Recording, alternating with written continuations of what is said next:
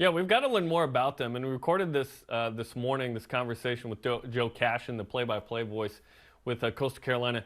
He taught us a lot, and we learned about what's at stake, teal, not aqua, fans in the stands, all kinds of information. If you don't know anything, which I didn't know as much as I know now after this conversation, check this out. Joe Cashion, voice of the Chanticleers on the Deseret First Credit Union Hotline. All right, Joe. The last, 12 hours were pretty crazy, but BYU fans are very excited about this matchup with Coastal Carolina. How have the last 12 hours been for you?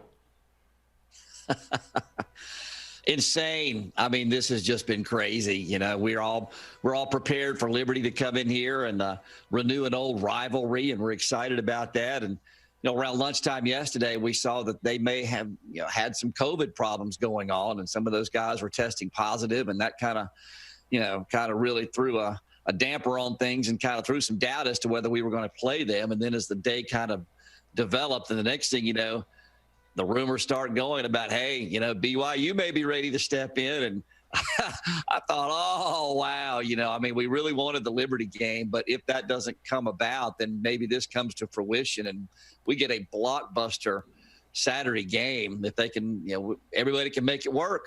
And so here we are. They made it work. Indeed, they did. And it's not just that it's BYU and Coastal Carolina and 9-0s and the best of the rest kind of thing here, but College Game Day was already going to be there, so BYU slides into this amazing moment in Coastal Carolina history as well, which Saturday is going to be the Game Day being there for the first time ever, and the game. I mean, this is a massive day. Unbelievable. Just incredible. I mean, it's going to be great exposure for both our universities, really. And just to get Game Day on our campus, all of the stars kind of aligning here in 2020 to have that happen. It's unfortunate maybe that obviously some other schools couldn't play. And, here we are.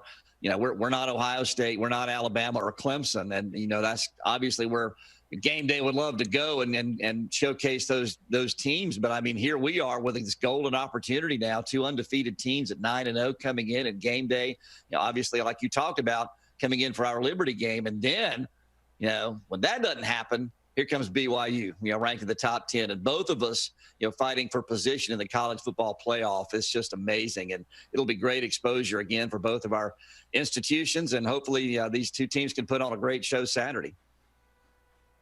Let's talk about the matchup, but first we need to get a few clerical things out of the way. So is the color aqua?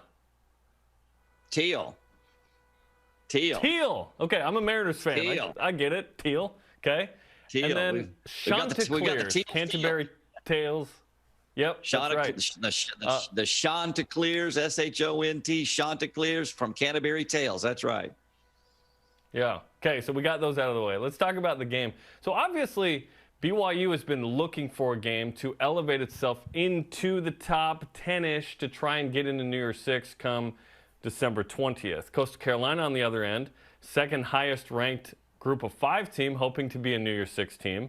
Should Cincinnati lose, potentially, this benefits Coastal Carolina in that way. Was that the motivation, you think, for getting this game? Because the conference title game, that's already kind of set, right? Even though Troy and then Louisiana. The motivations behind this are different for both teams, and both teams need a win.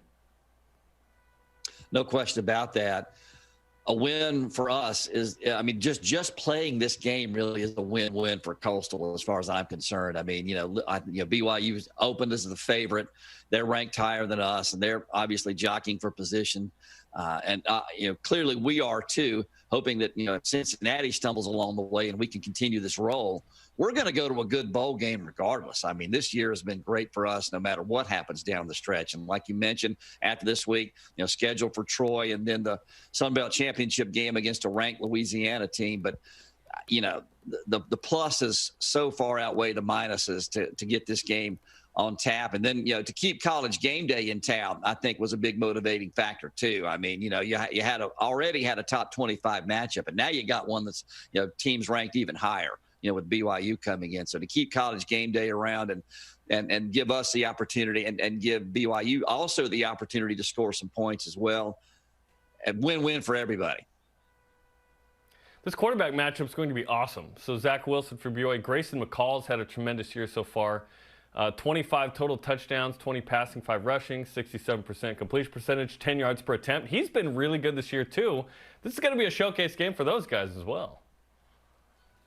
No doubt about that. I'm looking forward to watching Zach Wilson play. And I'll tell you this about Grayson McCall. I mean, he's been everything, for this offense. I mean, we have kind of struggled a little bit at the quarterback position the last couple of years. We've got some capable guys that can play.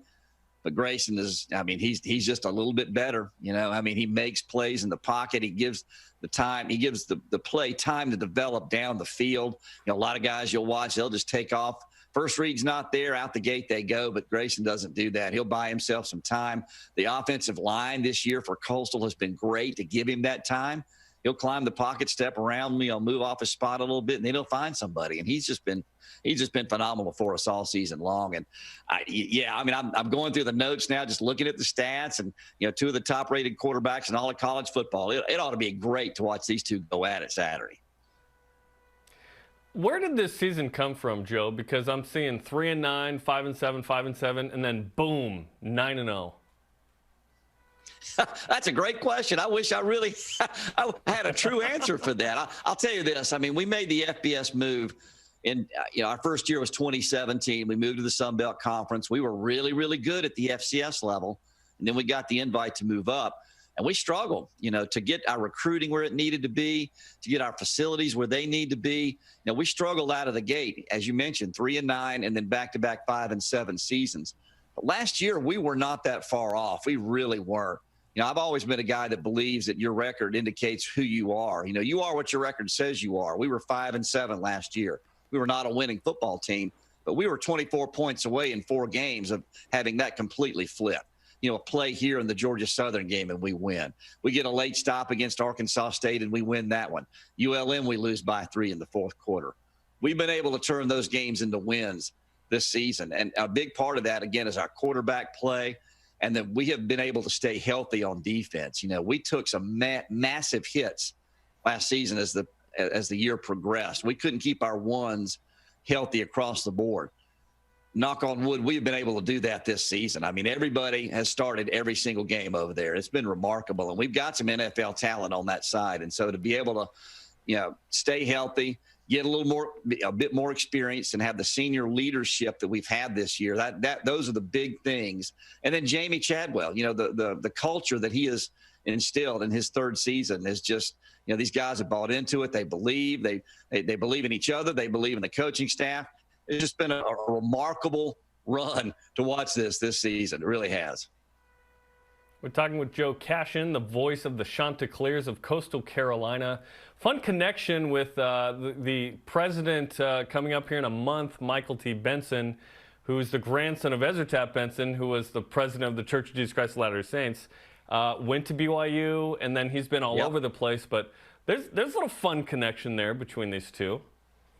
I tell you, nobody's more fired up than he is about this, a BYU grad. And, of course, he takes the reins here pretty soon. And I really like Dr. Benson. I've talked to him a couple of times and really like what he's going to bring to the table here at Coastal. Very excited about him coming in here. And he's a big supporter of athletics. And that's going to be big for us. And, nobody, I don't think, any more excited to see this actually come to fruition than he is. He's a dynamic individual and love having him here in Conway. Always good to have a president who got buckets before, right? That's always a good thing. Oh yeah. We have a common opponent, Coastal Carolina and BYU, at Texas State. That's who the Chanticleers played last week, and it was almost the exact score between BYU and Texas State and Coastal Carolina and Texas State. A differentiation of 3 points: 52 for BYU, 49 for Coastal, 14 for Texas State in both. I don't know how to exactly compare these two teams. Both have been extremely impressive. BYU winning games by a bunch, Coastal winning games by 22. Both 9-0, both in the top 20 or 15, depending on which poll you look at. Yet a line came out today saying BYU by 10. Do you feel like that's too many points? Is that fair to start? I mean, that's kind of that's a little more than I might have expected, but who knows that kind of stuff, to be honest with you. I mean, our only common opponent is Texas State. We would have also had Troy, too. Had our Troy game not gotten postponed until next week, and BYU sure took care of business against Troy early in the year. But, You know, lines are what they are. I mean, we were a 7-point favorite against Liberty, and I thought the matchup between us and them was going to be really, really close statistically, like you just talked about BYU Coastal, very close. It was very close with us and Liberty. But, you know, 10 points. BYU's impressive. You know, the games I've gotten to see, I haven't watched them a lot, but the ones I've watched, the stuff that I've seen, well, they look awfully good out there, and we look awfully good. But, you know, it's going to be at our place, and I think if I were a betting individual, which I'm not, I'd probably take Coastal with the points in this one. We'll see. We'll see how it all plays out. It should be a lot of fun again. Yeah, and in the end, BYU had not played a ton of Sun Belt teams all time, but this will be the third Sun Belt team this year with at Texas State and Troy, now Coastal Carolina. Listen, BYU scrambled to get a schedule together, and now they will have played 3 Sun Belt teams. Hats off to the Sun Belt. We love you guys. Well, I say hats off to BYU, too, for being able to put together a schedule when everything got blown up. You know, we didn't even know in August if we would even be able to play football here in 2020. And a lot of teams had that happen to them, you know, schedules just going by the wayside. You know, we lost several opponents, you know, due to, you know, conferences deciding, okay, we're just going to keep it in-house. We're going to play these conference-only schedules.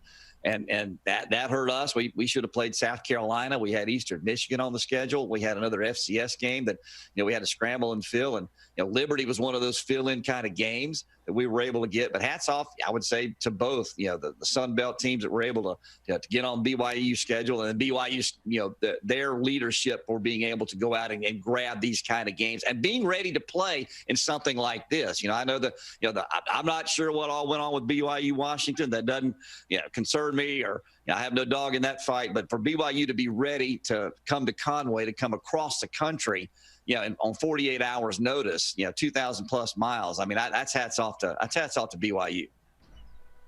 Yeah, BYU certainly didn't duck anything here. We look forward to the massive day, game day, the matchup, the quarterbacks, the comparisons, the top 15. It's going to be a ton of fun. Joe, we appreciate the insight. Hey, thanks for having me on. This is so exciting. I've been blown up all morning long. People are like, can you give me tickets? Can I get in? And all this kind of stuff. I'm like, go on StubHub, see if you can get in there. I don't know. But, yeah, I'm excited about it. This should be a great matchup and a great showcase for both institutions. And I do want to ask before we finish, what is the fan situation? Are there fans? And if so, how many? Yes, 5,000 is the cap. We can fill the stadium about 1/4 full. And I'll tell you what, if they show up like they did against Appalachian State, there will be a lot of noise in that place. It was amazing at the end of that App State game. 5,000 people making that much noise. It was incredible. Loved it. Should be a lot of fun. Should be a lot of noise. If Coastal's in the ball game, this will be a good one. Thanks, Joe.